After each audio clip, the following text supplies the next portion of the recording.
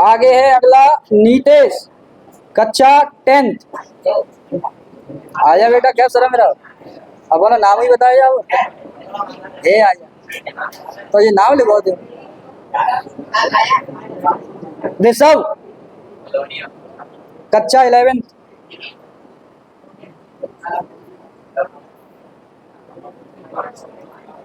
Good morning, student. My name is Rishabh Bhadauria from class 10th, from class 11th. I study in coaching Ankuram Academy. My father's name is Mr. Rajiv Singh Bhadauria and my mother's name is Mrs. Lakshmi Devi. My father says serviceman and my mother says housewife.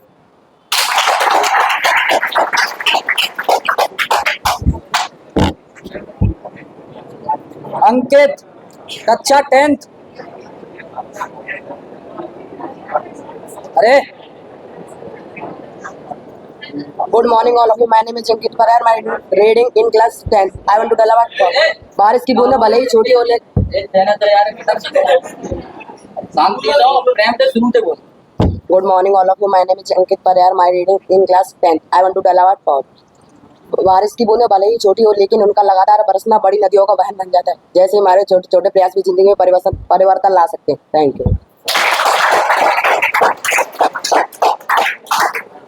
सीधा सा अर्थ है बूंद बूंद करके घड़ा भर जाता है। ऐसे ही यहाँ पे कोचिंग में रोज जो जो चीजें आपको हर सब्जेक्ट में से जितना भी पढ़ाया जाता है, अगर आपको डेली बेसिस पे उसको तैयार करते रहे तो आपका जो पूरा सिलेबस है वो आप कवर कर लो।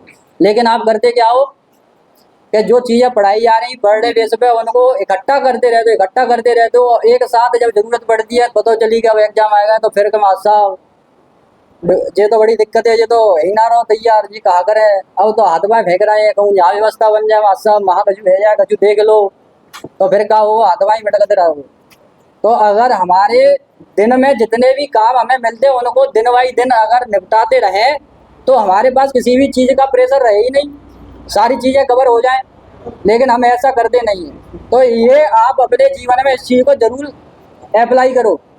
जो टॉपर होता है वो टॉपर कहूँ अंततः टपकत नान है, वे तुम्हारे बीच में ही निकल के आवत है। कैसे कि जो रोज पढ़ाया जाता है, जो डेली बेसिस पे जो चीज़ें सिखाई जाती है वो उनको दिन प्रतिदिन तैयार करते रहते हैं, और तुम दिन प्रतिदिन मौज लेवे की तलाश में घूमत रहते हो कि पढ़ाई खत्म भाई, अब यहाँ पिनाटो को नहर पे जाएंगे क्या हित को जाएंगे क्या गली में जाएंगे, बस यही कर करके अपना पूरा समय निकाल दो। आगे है अब कक्षा 12th देवांशु शुक्ला।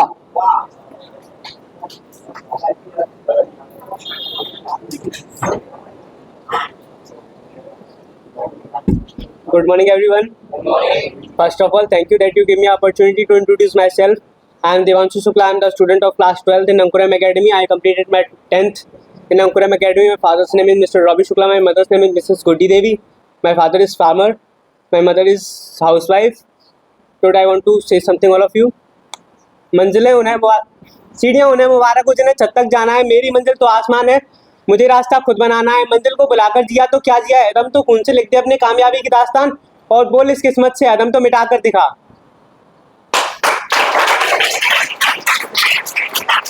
तो आज का मेरा सिर्फ इतना मोटिव है कि अब वोट्स आने वाले हैं, सिर्फ 6 महीने रह गए हैं, तो आप अपने वोट्स पर ध्यान दें। That's all. 6 महीना रह गए और 6 महीने ही में से तुम्हारा 1 महीना तो 2 महीना संडे में ही निकल जाए, फिर और दिवाली की छुट्टी, गौ संक्रांति की छुट्टी, रक्षाबंधन की छुट्टी, बता काट पीटे का मिलेगा कितना। तो फिर वे इतने ही दिन राखो और पढ़ाई पे ध्यान दो बढ़िया तरीके से, जिन्हें पेपर देने हैं बोर्ड के। विष्णु पर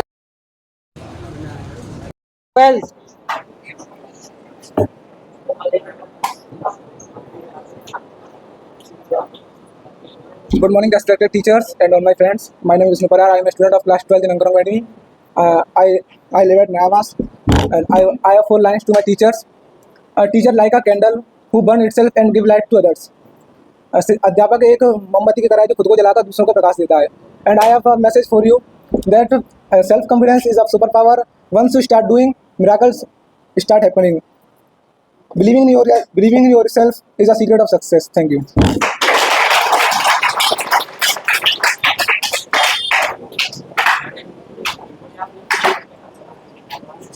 तो सीधी सी बात है कि एक वो सुनो पहले कि जब तक व्यक्ति खुद मन से हार नहीं मानता उसे कोई नहीं हरा सकता। चाहे किसी भी क्षेत्र में चला जाए, चाहे पढ़ाई के क्षेत्र में चला जाए या खेल कूद के क्षेत्र में चला जाए या किसी किसानी के क्षेत्र में चला जाए, किसी भी क्षेत्र में आप चले जाओ, जब तक वो व्यक्ति अपने आप से हार स्वीकार नहीं करेगा वो हारा ही नहीं। तो कहा सुनिए कि नहीं, हार हो जाती है जब मान लिया जाता है, हार हो जाती है जब मान लिया जाता है, और जीत तब होती है जब ठान और एक झलक देखकर जिस शख्स की पहचान हो जाए, एक झलक देखकर जिस शख्स की पहचान हो जाए उसे पर्दे में भी पहचान लिया जाए।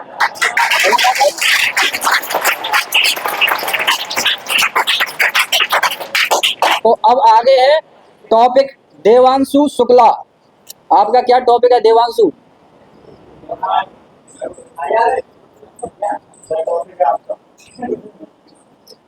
देवांशु शुक्ला टॉपिक है। अच्छा बात है। तो अगला लड़कियों से शुरू करते हैं टॉपिक। सबसे पहले अनुराधा आर्टिकल कक्षा 12। ये आपको आर्टिकल के बारे में बताएंगे।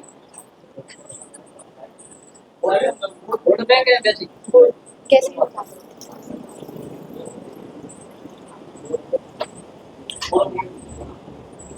Good morning, all of you. My name is Anuradha Misra and my father name is Mr. Vishwanath Misra. ये जो कैटेगरी अलग है, ये इसमें आप लोग भी सवाल पूछ सकते हैं अगर आपको समझ में नहीं आती। तो मान लीजिए आर्टिकल पढ़ाइए, आर्टिकल होते हैं एएनपी, उसके बाद ये बताइए, इसके बाद आपको नहीं समझ में आता है तो आप इसे पूछ सकते हैं। समझ गए? Good morning, all of you. My name is Anuradha Misra and my father name is Mr. Vishwanath Misra and my mother name is Mrs. Preeti Misra and I am a student of class 12 and I am living at Theory and my topic is article. कैसे बता दें मैं marker से? जैसे तुम उचित लोग समझा के दिखाए के समझा के दिखाए कैसे भी बता दें। आर्टिकल वैसे तो बहुत बड़ा टॉपिक है लेकिन मैं थोड़ा बहुत जितना मैं बताना चाहूँ उतना मैं बताना चाहती हूँ। आर्टिकल दो प्रकार के होते हैं, डेफिनेट आर्टिकल और इनडेफिनेट आर्टिकल। डेफिनेट आर्टिकल होता है द और इनडेफिनेट आर्टिकल होता है एन। अब एन जो होता है उसमें वोवल्स और कॉन्सोनेंट के थ्रू आता है। अगर ए ई आई ओ यू ये होते हैं वोवल, अगर वोवल्स के लिए आर्टिकल लिया जाए तो एन का प्रयोग करते हैं और कॉन्सोनेंट के साथ ए का यूज़ करते हैं। उसको भी हम ध्वनि के तौर पर कुछ होते हैं, जैसे हॉनरेबल है, अगर बोला जाए he is an honourable man, he is an honourable, इसमें एच कॉन्सोनेंट है लेकिन फिर भी एन लगा है क्योंकि ये हम ध्वनि के आधार पर लेते हैं, क्योंकि एच साइलेंट होता है तो हॉनरेबल नहीं ऑनरेबल पढ़ते हैं इसे, इसलिए एन। तो कुछ आर्टिकल हमारे ध्वनि के स्वर पर भी होते हैं और कुछ वैसे भी होते हैं। और एक होता है डेफिनेट आर्टिकल दा, जो स्पेसिफिक चीज़ों के लिए लगाया जाता है, जैसे हमारा चंद्रमा है, मून है, सूरज है, ये चीज़ें एक ही हैं पूरे भारत में, पूरे विश्व में एक ही है। ये हमारी स्पेसिफिक चीज़ें हैं जिनके लिए दा लगाते हैं।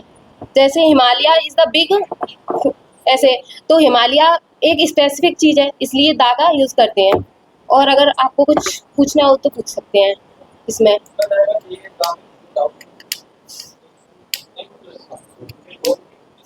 डाउट क्लियर हो गया, आपको पूछा जा सकता है कोई पूछना लड़कियां कुछ और नहीं आ कोई वर्ड दे दो जिसका ये बात यूज करवाना चाहते हैं। एन आई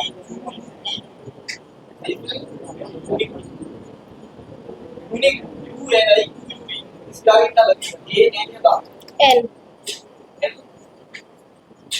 क्यों नहीं एक्सप्लेन करूँ? एक्सप्लेन नहीं, अगर इस मैंने जो टॉपिक बताया मैंने कुछ बताया उसमें अगर कोई गलती हो तो सॉरी एंड थैंक यू। तो अभी आपने आर्टिकल के बारे में पढ़ लिया। ये इंग्लिश के पेपर में ग्रामर में सबसे ज़्यादा आते हैं, 1-2 नंबर के आर्टिकल आ ही जाते हैं। तो इसके बाद है अगला राधिका क्लास 12th बोर्ड मास टॉपिक।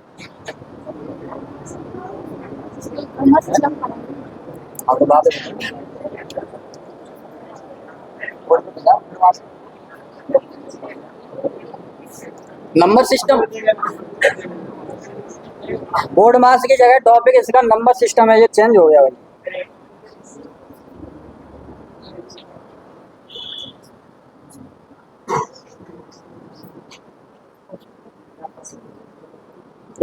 साफ तो कर लेती बेटा नहीं।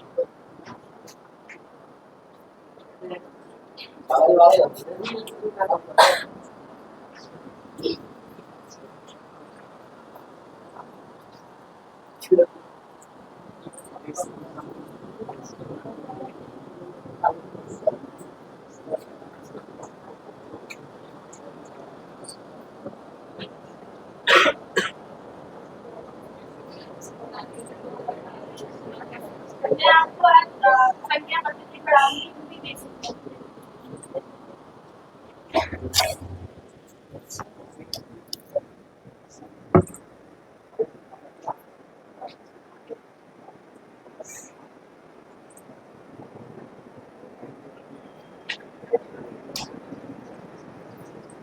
ताकत संख्या को इंग्लिश में नेशनल नंबर कहते हैं। ताकत संख्या होती है तो गिनती वाली संख्या उन्हें ताकत संख्या कहते हैं। वो गिनती वाली में काउंट कर सकते हैं, जैसे इन्हें एन से प्रदर्शित करते हैं, 1 2 3 4 5। ताकत संख्या ओनली 1 से शुरू होती है और इनफाइनाइट तक जाती है।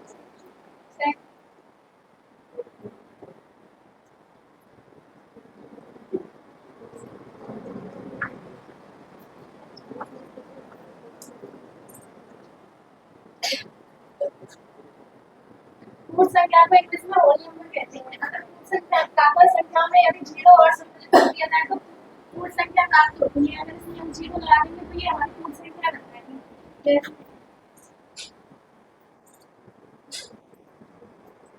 ये भी इनफाइनाइट तक जाती है, तो पूरी पूरी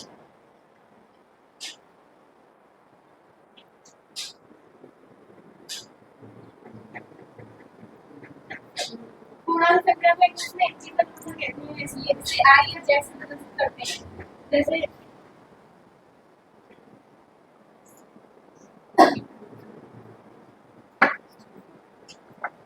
इधर एक साइड नेगेटिव होती है ऋणात्मक, दूसरी साइड होती है पॉजिटिव धनात्मक।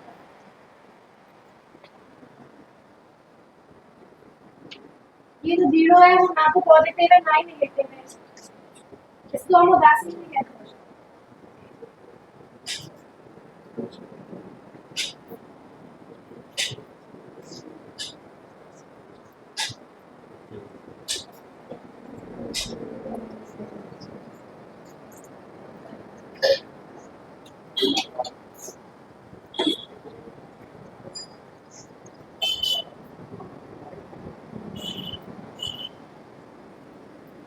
बड़ी संख्या को इंग्लिश में रेशनल नंबर कहते हैं। ना जी हम कितने लिख सकते हैं।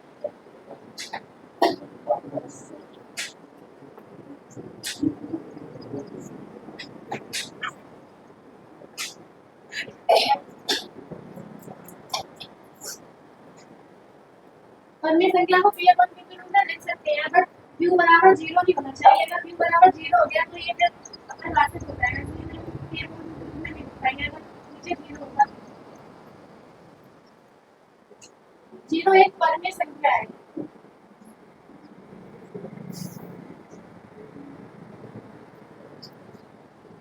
जीरो एक परमेय संख्या है, इसे हम p अपॉन q के रूप में लिख सकते हैं।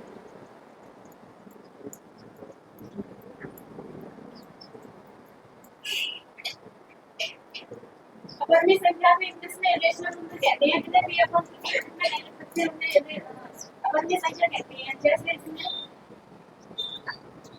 √3 पाई और भी होती है और जो p अपॉन q के रूप में होती है वो ऐसे होती है। इसे हम p अपॉन q के रूप में लिख सकते हैं।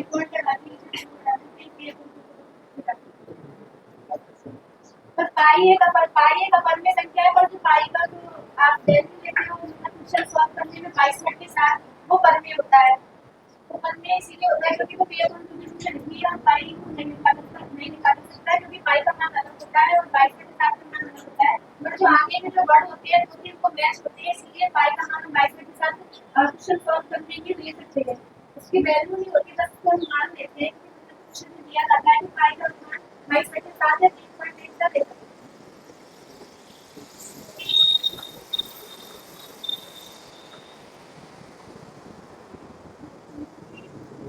सम संख्या को इंग्लिश में इवन नंबर कहते हैं। सम संख्या वे संख्या होती है जो 2 से डिवाइड होती है, पूरा 2 से डिवाइड होती है, उनको हम सम संख्या कहते हैं। जैसे कि 2 4 6 8, क्योंकि इसमें 2 का डिवाइड जा सकता है, इसीलिए इन्हें हम सम संख्या कहते हैं।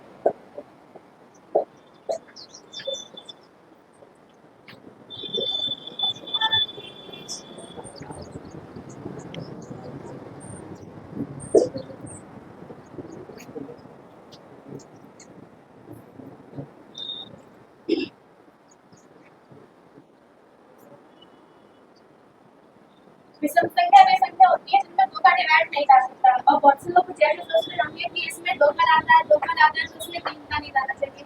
ऐसा कुछ नहीं होता, उसमें 2 का नहीं जाना चाहिए, उसमें 2 का डिवाइड नहीं होगा। और सारी की सब होंगी और जो सब नहीं होगी सब होंगी। जैसे कि 1 3 5 7, क्योंकि इनमें 2 का डिवाइड नहीं जाता है, इसीलिए ये विषम संख्या है।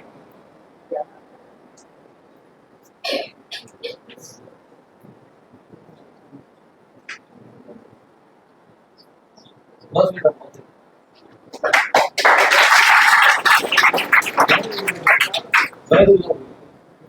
अगर तुमको पूछना चाहता है तो पूछ सकता है, कुछ भी डाउट। हाँ 9th 10th क्लास वाला कोई भी हो जिसको डाउट हो। ए इधर दूसरा पूछना चाहता हूं, मैं आपसे बताऊं।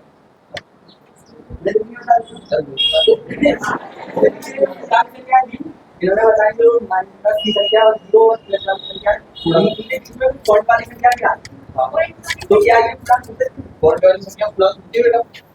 पॉइंट वाली संख्या पूरा नहीं होती, नहीं होती। पॉइंट वाली संख्या पूरी पूरी होती है। जैसे कि 2 है तो पूरा होगा, जो कि जैसे पॉइंट वाली है तो ये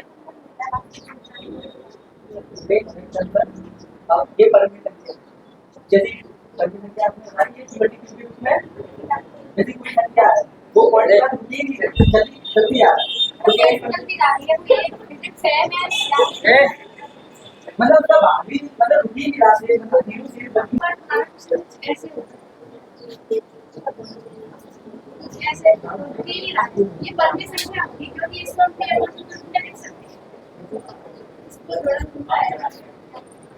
लिख सकते हैं, बाकी के डाउट्स अगर है तो मैं क्लियर कर दूंगा, लिख सकते हैं। और वो सब बताएंगे, सब मैं बताऊंगा। मैं भी टीचर में हूं, यहां पे क्या कुछ तो दिक्कत चल रहा है, इतना बहुत बैठ